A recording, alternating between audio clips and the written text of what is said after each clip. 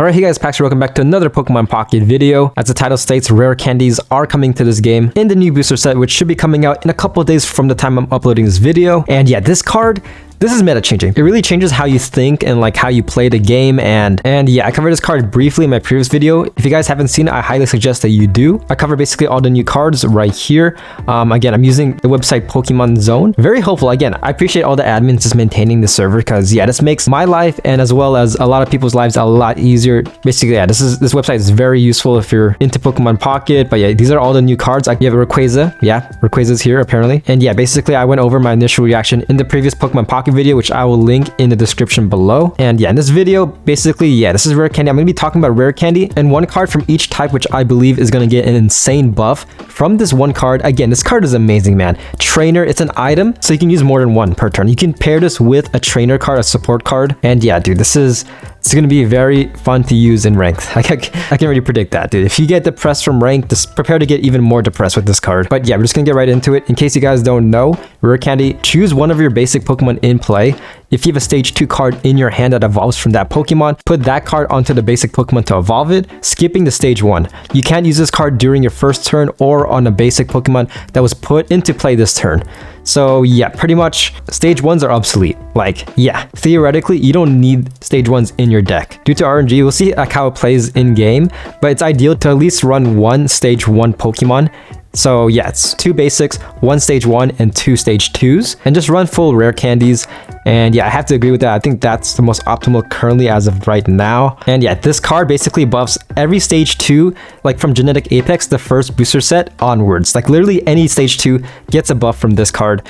And yeah, with that being said, yeah, as I stated earlier, I'm going to be going over basically one Pokemon from each color type. And yeah, let's get right into it. So the first card, these cards I selected personally is what I think will get the best buffs currently as of right now. Again, if you're watching this in the future, I'm uploading this basically before the new set comes out, obviously. So of course, I'm not going to be including cards from Celestial Guardians. And yeah, first card we're going to be talking about is right here, Shining Revelry Charizard EX. This guy right here, again, I still think, yeah, a lot of people still think the old Charizard is better. And I have to kind of agree. Yeah, this guy, because again, 200 damage is insane. Basically one-shotting every card. Unless they have an ability where like they can't die that turn. Yeah, easy one-shot. Whereas this guy, he just takes so long to get out. He just takes so long. He's a stage 2, and once he's out, you have to most likely use Stoke. Because again, for this deck, like in my opinion, you shouldn't run Moltres. Because if you run Moltres using Charizard EX, specifically this one, you might as well use this guy. Because again, 5 energy. If this guy has 5 energy, he can hit twice 200. Whereas this guy only hitting 150. So yeah, you kind of want this guy out to get out basically very fast. And ideally, once Charizard EX is out, you want to have at least 2 fire energies, which is perfect right here. Because keep in mind, for like for rare candies to actually work and be like very useful, it works the best against cards that require the least amount of energy in their stage 2 forms. So yeah, another contender, a little honorable mention that I could have mentioned, but yeah, for fire, there's also Infernape right here. Yeah, Infernape is pretty nice because again, only requiring stage like only 2 energy, so you can get this guy out fairly fast. And yeah, it's debatable if this guy is better than this guy, but for this guy, yeah, you can basically get him out very fast because of rare candies. Because once he gets out, ideally you want 2, which is very easy to get. So the ideal scenario is to go second, you place Charmander down, feed your Charmander energy, end your turn. Your next turn, you can just use rare candy, evolve, feed the Charizard again, then use Stoke, and then by the next turn you should have 5 energies, and yeah, he's pretty much set after like your 3rd turn. So yeah, this guy, he has potential to be meta relevant.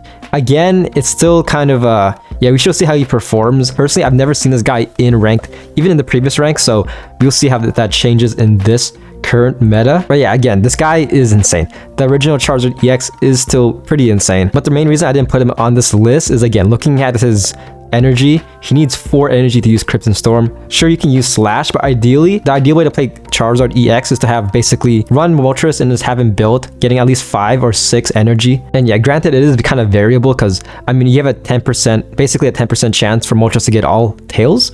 And it might seem kind of small, but you're going to see all tails a lot more than all heads. Like, I don't know, maybe it's just me, but yeah, dude, I hate Moltres. I used to like him, but now, yeah, dude, if anyone wants fried chicken, just let me know. But yeah, that's my contender for fire right here. The next one I'm going to be talking about is Omastar. And yeah, this guy, non-EX, but he has potential. He's almost right here. I've seen him in rank several times, and he is kind of a menace. Kind of takes me off guard. But yeah, his ability right here, during your opponent's next turn, the defending Pokemon can't attack. So in other words, your opponent is just forced to retreat. He's forced to retreat, and it kind of makes it annoying. So given this, you kind of want to have him out before your opponent is fully built. Because yeah, if their active is like, I guess built, but like none of their bench is built, this is amazing because yeah, he can't attack. Now you guys might be questioning that like, yeah, wait, this is a fossil Pokemon, and a fossil Pokemon comes from a Helix fossil, and technically a Helix fossil isn't a basic Pokemon. Like if you get a Pokeball, you can't get a Helix fossil from that Pokeball. However, this is where it gets very technical. Yeah, if you see the description right here, play this card as if it were a 40 HP basic colorless Pokemon. In other words, yeah, so once you have it on your hand, it's not considered a basic Pokemon, but once it's on the field, it basically becomes it. No pun intended. But yeah, that's how, at least how I kind of perceive it. And with that, yeah, dude, this guy, Omastar, again, he has a lot of potential, man. 70 damage. Granted, you do need 3 water energy. Like, yeah, 3 energy, but you're using water, dude. Water, you have Manaphy, you have Misty, like you have so much supports to help this guy out that like getting 3 energy could be very easy. You can get 3 energy like by your second turn. And yeah, because of that, that's why I put for the second one. Also, I should probably compare it because I should probably also look at like basically all the other stage 2s for water. Again, this is why Pokemon Zone is so amazing, because look at this, advanced search. I want to look just for stage 2 and specifically water. I select water, stage 2. Like there's so much selections, so many like kind of like details you can kind of choose. And yeah, here are all the stage 2s. And as you can see, there's also Greninja. I guess Greninja is also a good contender because yeah, Greninja doing 20 damage to basically all your bench Pokemon, only requiring 2 energy. But in my opinion, for Greninja, I mean, you could be kind of offensive with him, but most of the time you're probably running him in your bench. And yeah, you can also argue probably also Blastoise. Tempted to make a Blastoise deck. We shall see if water gets another support somehow. Next one, Psychic, Gengar. Okay, this is where I kind of cheated. So yeah, I'm including both Gengars, EX and non-EX, because they're amazing. All right, here are all the stage 2 Psychics. Okay, I guess another contender is Togekiss, because again, Togekiss plus Cynthia, you can do like what, 110 damage first turn, and next turn you can do 120. So Togekiss is also there. But yeah, I chose Gengar because yeah, Gengar has been an extremely slept on card. A lot of fans, devoted fans, and yeah, this guy really messes up your opponent very hard. Because, okay, let's look at this one first. Gengar EX. Okay, yeah, Spooky Shot does 100 damage, pretty nice. But his main ability, as long as this Pokemon is in the active spot, your opponent can't use any supporter cards from their hand. So yeah, if you get this guy out your second turn, like yeah, imagine you go turn 1, and then your turn 3, yeah, you get him out, he completely fucks up your opponent. Like, yeah, dude, especially how like supporter cards are pretty overpowered in this meta. That's insane. And yeah, with that being said, imagine if freaking rare candies were supporter cards. Like that would be even worse. Like that, yeah, it would be even worse for your opponent. But yeah, this card has amazing potential if you can get him out very fast. And yeah, granted, he does require 3 energy, but when you're building this guy up, you could also build up your Giratina, because again, you can both build them up. Giratina is very passive. Giratina EX, yeah, once during your turn, you may attach a Psychic Energy from Energy Zone, attach it to this Pokemon, basically ending your turn after that. And yeah, pairing that as well as building up this Gengar, I feel like is very good. It's very nice. Like you can, yeah, it really fucks up your opponent. Like again, this negating supporters is insane. All right, so going to non-EX Gengar right here. Very good contender. Look at that tongue, man. This guy is giving Licky a run for the physical abuser Pokemon. But yeah, okay, yeah. So his ability right here, Bother, 50 damage. It's okay. But your opponent can't use any supporter cards from their hand during their next turn. So very similar to Gengar EX, but the bright side is that you can do damage. So you can choose either or. Granted, Gengar EX does have 40 more HP. This guy, 130, 40 less. But again, good chip damage. And again, if you can get him out your second turn, yeah, you can just go ham. Like he's literally a Skarmory. Treat him like a Skarmory with more health, as well as fucking up your opponent with the supporter cards. The next candy addict right here is Meowscarada. Yeah, I mean, kind of obvious. Grass type. Yes, look at this. Another contender is also, I mean, again, like looking at this, like this is what I think personally is the best. But there are still some good contenders here, like Beedrill, stage 2 non-EX, 70 damage. Very decent damage, like nothing to joke about, only 1 energy as well. Also Beedrill EX, yeah, getting him out that turn is amazing. But I chose Meowscarada because, again, EXs are still insanely meta. And yeah, this is a good counter for EXs such as like Darkrai, Giratina, Arceus. If they have them out turn 1 into active, and you can get this guy out super fast, yeah, it's GG. Like 130 damage, and they can't really do anything. Meowscarada has seen a lot of play in the current meta, and I can definitely see him like in the couple metas to come. And with that being said, yeah, Rare Candies does help him out a lot. And when it comes to damage, Meowscarada's damage is very similar to Beedrill. Like again, it's like a 20 damage difference, and Meowscarada is a non-EX, so less of a liability. But yeah, Beedrill, again, a good contender, because if you can get him out very fast. This was my main issue with Beedrill EX when it first came out, like when it was first announced, is that, yeah, like it's a stage 2. Like it's good early game, but it's a stage 2. But Rare Candy, yeah, that makes it a lot better. But yeah, kind of digressing. Both of these are good, since I chose Meowscarada because Meowscarada is cool. He was my starter for Scarlet and Violet, and someday I'll finish that game. It's been like, what, 3 years yet to finish it, but someday I will. Next Pokemon is this guy. Yeah, no introduction needed. You know him, you hate him, you love him. Rampardos, non-EX. Okay, here are all the fightings. Another contender is Kabutops. Again, Kabutops is amazing. Basically a vampire heal this Pokemon with the same amount of damage you did to the opponent's active Pokemon. So very good. Again, only 1 energy. But yeah, we're talking about Rampardos, man. This guy, gosh, yeah, he has been an insane card in this meta, and he's gonna get even better because of this. Because yeah, again, very similar both with Omastar, requiring a skull fossil. So we shall see if they change this definition in the game. Because yeah, if you treat it as a basic Pokemon, then that's insane. I've seen comments saying like, yeah, Dina didn't really think of this like through. They didn't think Rampardos through like when making him.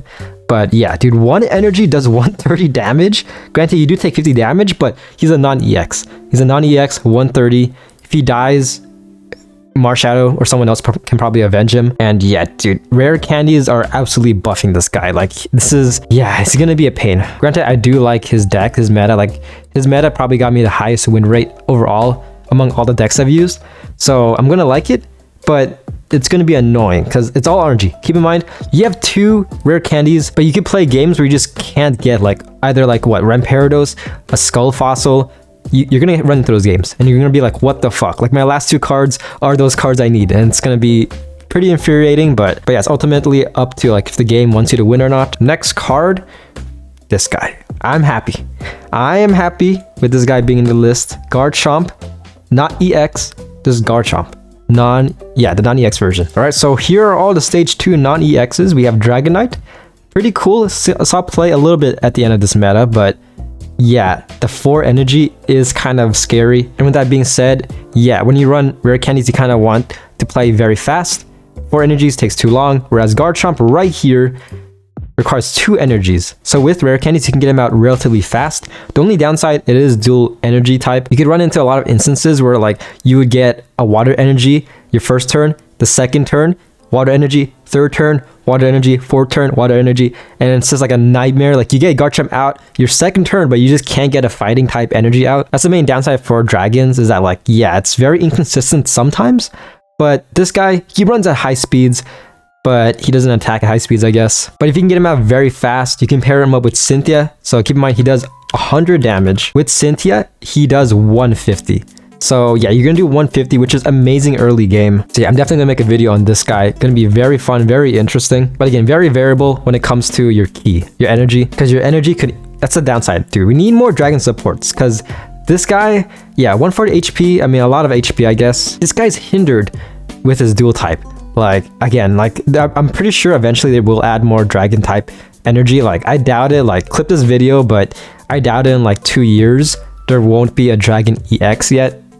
That would be pretty depressing if there's no Dragon EX, at least from like a year from now. In 6 months from now, if there's no Dragon EX, that's gonna be very sad. But yeah, mark my words, once that Dragon EX comes out, there's more than likely gonna be like some dragon support, because we very much need it. Like, nothing too major. You have to be kind of careful with that, but still, I mean, with the state of dragons right now, yeah, we very much need it. Next card, Crobat. Yeah, Crobat, darkness type. All right, now looking at stage 2, yeah, not many really piques my interest. I mean, you could say Nidoking, I guess, but I don't know, man. For darkness type, I feel like you do kind of want to have cards primarily that require the least amount of energy, especially if you want to pair it with Darkrai and Arceus. And given that, yeah, CROBAT right here, of course you want to pair CROBAT with Arceus, but only requiring 1 energy. But keep in mind, he acts very similarly to Greninja, where like you want this guy in your bench. If you have Arceus out, yeah, dude, this guy can just basically chip your opponent's Pokemon. And then once Arceus is built, you can do 160 damage, probably more if you Giovanni or Red. But yeah, with that being said, 160 damage that fast is pretty insane. Regardless, yeah, doing that 30 damage early game could hinder your opponent greatly. And if you want to pair this with Darkrai, yeah, you can do passive damage of 50 per turn. That's gonna be insane. Like, say that, like, yeah, you have Darkrai in your active, Arceus in your bench, as well as this CROBAT. Yeah, you're gonna be doing 50 damage. Like, and also building up your Darkrai as well. Again, no real other contenders for Dark type.